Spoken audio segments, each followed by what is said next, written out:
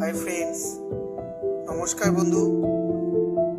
আজকে আমি এক ডিমের নতুন রেসিপি করব, যার জন্য আমি পেঁয়াজ কুচি করেছি, আদা কুচি করেছি, রসুন এবং টমেটো এগুলো আলাদা আলাদাভাবে আমি মিক্সিতে সব পেস্ট করব। তার সাথে ধনা পাতা আছে।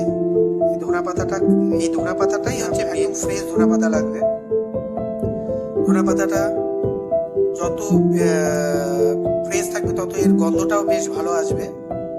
এর জন্য আমি ধনা পাতাটাকে কুচিয়ে নিয়ে এটাকে মিক্সিতে পেস্ট করব। আজকে যেটা হবে ডিম, যেটা এখানে ডিম সিদ্ধ হয়ে গেছে, এটা হবে ডিম কারি ধনা পাতা দিয়ে। দেখতে থাকুন আপনারা, তারপরে বাদ বাকিটা তো আপনাদের সাথেই শেয়ার করব। আজকে যে আমি রেসিপিটা বানাচ্ছি তার জন্য আমি গরম তেলে একটা শুকনো লঙ্কা দিয়ে দিলাম। শুকনো লঙ্কাটা একটু ভাজা হয়ে গেলে পরে লো ফ্লেমে দিয়ে এখানে আমি আদা রসুন পেঁয়াজ পেস্ট করে রেখেছি, এটাকে একটু ভালো করে ভেজে নেবো ততক্ষণ অবধি ওর এই বাটার থেকে কাঁচা গন্ধটা না যায়।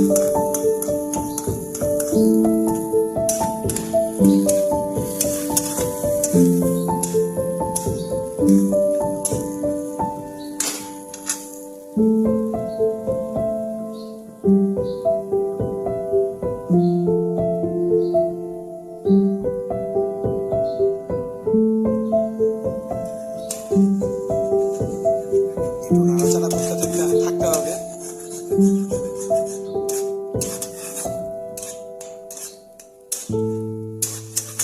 এক হাতে ফোন ধরেছি আর এক হাতে রান্না করছি, এই জন্য একটু ভিডিওটা কেঁপে যাচ্ছে।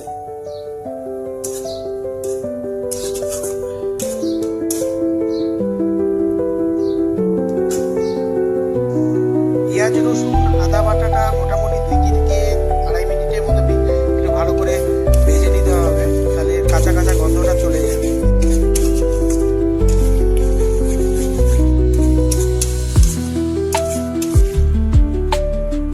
এবার আমি এর মধ্যে একটু দেবো স্বাদ মতো নুন এবং হলুদ। স্বাদ মতো নুন আর হলুদ দিয়ে এটাকে একটুখানি কষিয়ে নেবো, ভেজে নেবো আর একটু।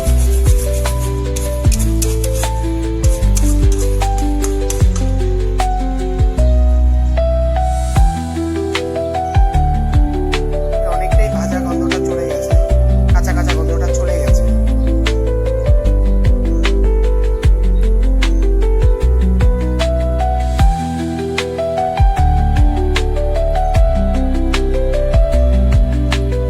এরপরে আমি এটার মধ্যে দেবো, অ্যাড করবো আগের থেকেই মিক্সিতে পেস্ট করে রাখা টমেটো বাটা। টমেটো বাটাটা দিয়ে একটু ভালো করে নাড়িয়ে নেব।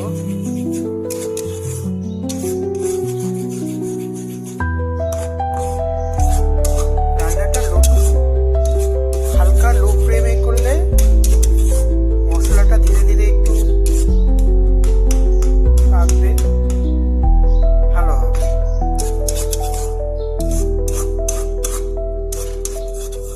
আমি এই রেসিপিটা প্রথম করছি, আজকে কি মনে হলো নিজের মর্জি মতো করে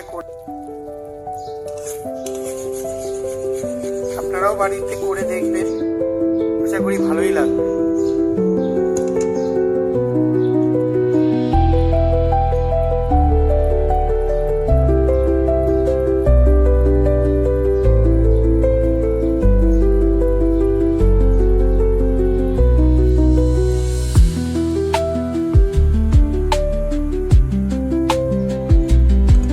এই স্টেজে এসে আমাদের যেটা মেন রেসিপির মেন ধনা পাতা বাটা, সেটা এখানে দিয়ে দিতে হবে।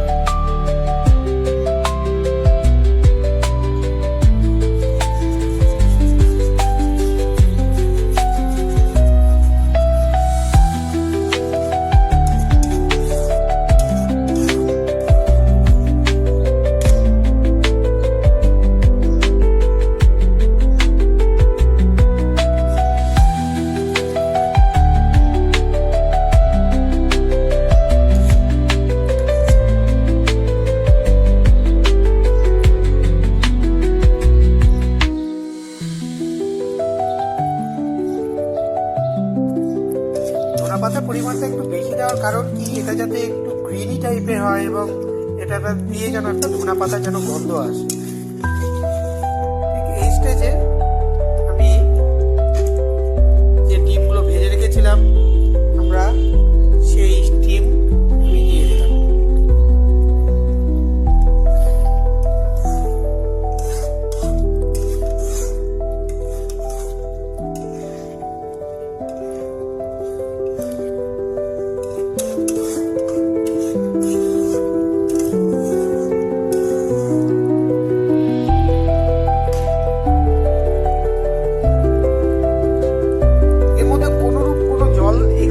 দেওয়া দরকার নেই, এটা একটুখানি ভালো করে নাড়াচাড়া করে তারপরে আপনি পরিবেশন করতে হবে।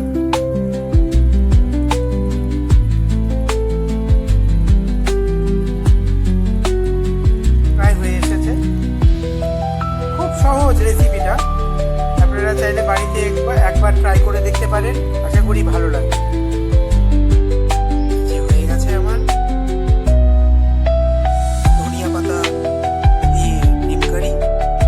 নতুন একটা রেসিপি, আপনারা বাড়িতে করে দেখবেন, আশা করি খুব ভালো লাগবে। খুব সুন্দর একটা গন্ধ বেরিয়েছে ধনেপাতার।